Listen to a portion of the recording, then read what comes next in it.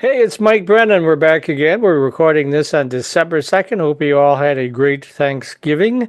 We have Gary Erickson joining us again from Executive Search Partners. And God, I've known Gary for 20 years or so. A great supporter of ours. We're very much appreciative of that. But what he does is works with senior level folks to get them placed. The old term is a headhunter. Would that still be how I could describe you, Gary, or is that not? Yeah, headhunter, although my wife doesn't like that term. She said it sounds a little bit too violent.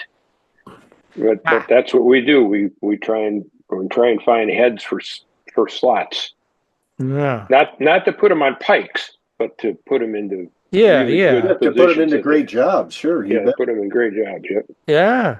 So let's talk about that. What is the situation now for senior level, C level, kind of CIO, CISOs, and those are, again, we've been talking acronyms today. Those are folks that they keep the cyber network secure or run the cyber network. So what's the situation for those jobs right now?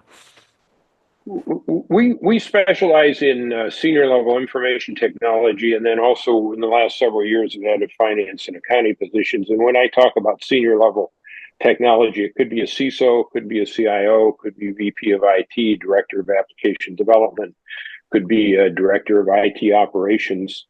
Any number of those positions where there's the word information technology somehow associated with it. And it's all the way from technology focus, meaning what computers are you going to use and what computer languages and what security software, to people who are really good at working with the presidents of companies to help them figure out, what are we going to do with this company?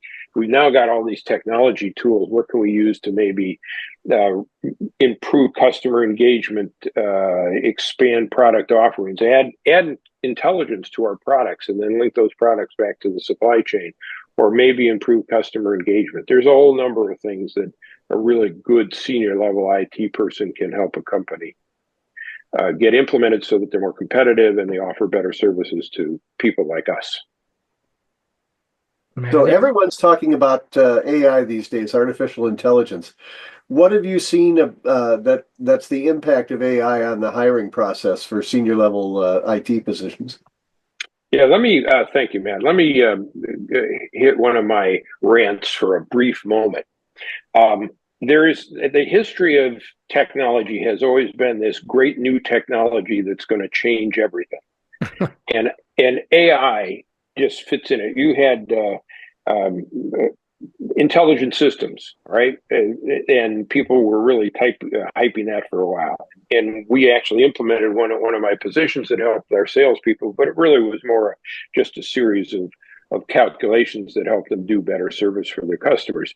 Um, Analytics has been a recent one. They've been finding analytics has not been quite as helpful because of the same problem that they're now finding, that AI is not as helpful. And that is, it is good. There's a lot of really neat AI tools. There are a lot of fairly focused AI tools where the database that they train on is pretty accurate, and the rules that they want to use to produce an outcome are relatively limited. But general intelligence requires high quality data, and that's where the biggest problem is. There's a lot of unknowns in that data. There's a lot of different nomenclature, and the same thing happens when you're doing artificial intelligence for screening resumes.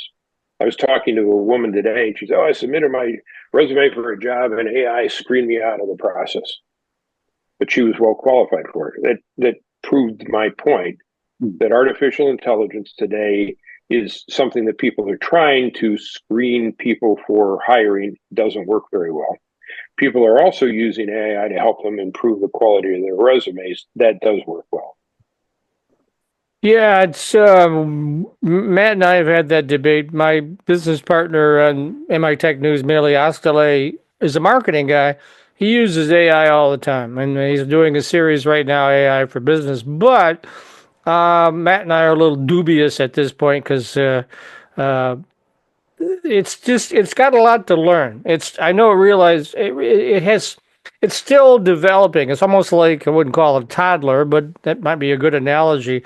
It's got a long ways to go before you rely on it. Right now, it seems like people are just using it I saw a video today on Facebook of the Michigan coach saying things I know he didn't say that someone created. I won't go into what he said on the video. It was quite nasty, actually. So I was in things like that. Just it's more of a joke at this point, and it's just not quite there. What do you think, Matt? I mean, do you agree or not? Yeah, I do. It's you've seen the AI generated pictures of crowds where everyone has two noses and seven fingers and that kind of thing. I saw another one the other day that purported to be the Las Vegas Strip in the late 1940s, and all of the marquees had nonsense words on them, and somebody was passing that off as a real picture. But there are sophisticated tools. The thing of it is that the sophisticated tools of AI that are really good cost real money. The stuff that's out there for free that a casual user might use still is not all that great. But I will tell you, in terms of writing, I have used AI to write a couple of things before, and my major problem with it at this point is that it uses overly flowery language.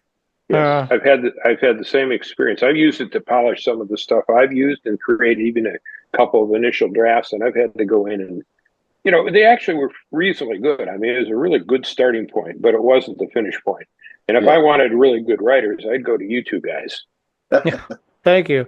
What I did experiment with it, yeah, like all writers, we're all working on something on the side. In my case, is a screenplay, and I was sort of hit a writer's block on where I wanted it to go. So I typed in some stuff into the AI, told him what the topic was, and asked for 20 bullet points.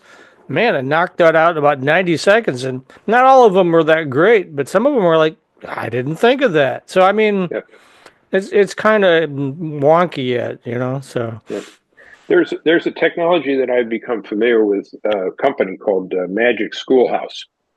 And apparently almost every school district in the United States is now either experimenting with it or using it. And both the teachers and the students can use them. The teachers can help it create lessons, all right, that then the students can then use, and then the lessons will critique the students' work and provide suggestions to them, where it's really multiplying the expertise of the teacher and giving the students more one-on-one support. So something where that's a limited use model, with a limited set of data that it has to be trained on, has proven to be very successful and very helpful. And I see more and more of that limited, focused area AI coming on stream. The problem with AI applied to recruiting is right now everybody uses different terminology in resumes, and trying to encompass all of those definitions and then sort somebody's background out from all of those definitions is not very good at this point. Yeah. Well, there's one thing that still has to be human to human, and that's the job interview. And I understand that you have recently discovered a really good tool to help people practice for those job interviews. Thank you, Matt. One of the things that we strongly recommend that before you go into a job interview, that you write down.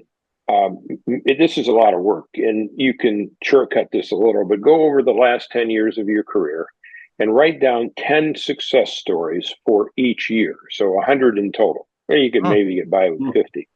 And you write it in a very specific format. I call it a PAR. There's a document on our website that talks about this called 12 Steps for a Highly Successful Job Search. The PAR is, what was the problem you were going to solve? What actions did you take? And what measurable results did you achieve? Well, there's a website online, and I don't have it right in front of me here, but I sent it to you guys, and maybe you can post it for people to see. That uses the same format called STAR, Situation, Tactic, Action, Results. And it allows you to create and practice your stars and see, and it gives you the ability to sort of create the environment in which you want those stars to be created, and then for you to create a star and have it critique that. And it's proven to be pretty good. And I think that's an excellent form of artificial intelligence that can help people in practicing for interviews. So STAR is the situation, tactics, action, results, and there are actually companies that teach companies how to interview people asking star-related questions, and then people need to understand how to answer those. But when you answer in a star format, excuse me, if you do it in a short format, it's a really good way to express a success story that you have in your career related to the question that the interviewer is asking you. So getting back to question one, is there any hot C-level jobs in Michigan that you can talk about for our audience that might be interested? We just filled a CIO position down in South Bend, Indiana, but no, that's excuse me. We don't have any at this point. I've been in this kind of business since 2000, since 1996. Wow. So that's a long time. And excuse me for coffee. We found a consistency in terms of when the job market gets hot and when it cools off. And it usually starts getting hotter in the middle of February, goes through the beginning of June. People take some time off for the summer, starts heating back up in the middle of September, starts dying off right before Thanksgiving. And then from Thanksgiving to the middle of February, which is the end of the year, holiday time, and then budget time, there's always a downturn in job opportunities. And we're finding that right now. The other thing we're finding that is in the marketplace overall, the last 2 years have been very slow for new job creation. Even though unemployment is way down, inflation is way down, we haven't seen the growth in jobs yet. What do you attribute that to? I think the CFOs have been fairly conservative. They were concerned about the the direction of the economy, perhaps, what inflation was going to do, maybe the presidential race, now that that's gotten settled. Maybe people are saying, okay, at least we now know the direction that leadership is going to take us, at least we think we do. Sorry. Yeah, and, maybe. Yeah, we're all waiting for January 21st to find that out. But go ahead. So yes, but maybe people will say, okay, now I think I can start placing bets because the environment in which I'm placing them is more settled. Less inflation. The economy is pretty strong, and we've got a consistent leadership out of Washington.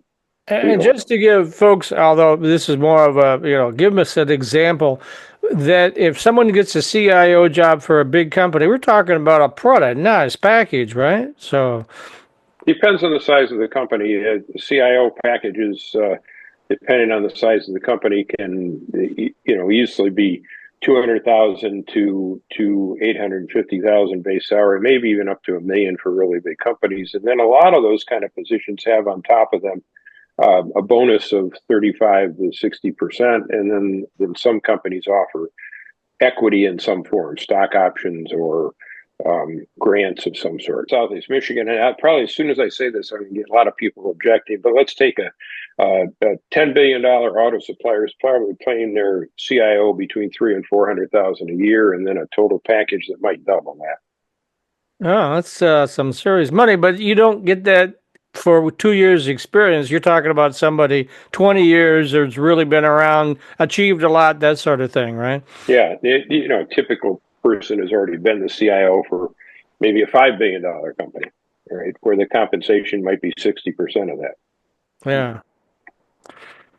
Okay, so the other thing that you have on your website, which is execsearchpartners.com, I'll put that in there too, in the lower third, is you've got a primer on the 12 points that you think people should use in order to build their career, resume, that sort of thing?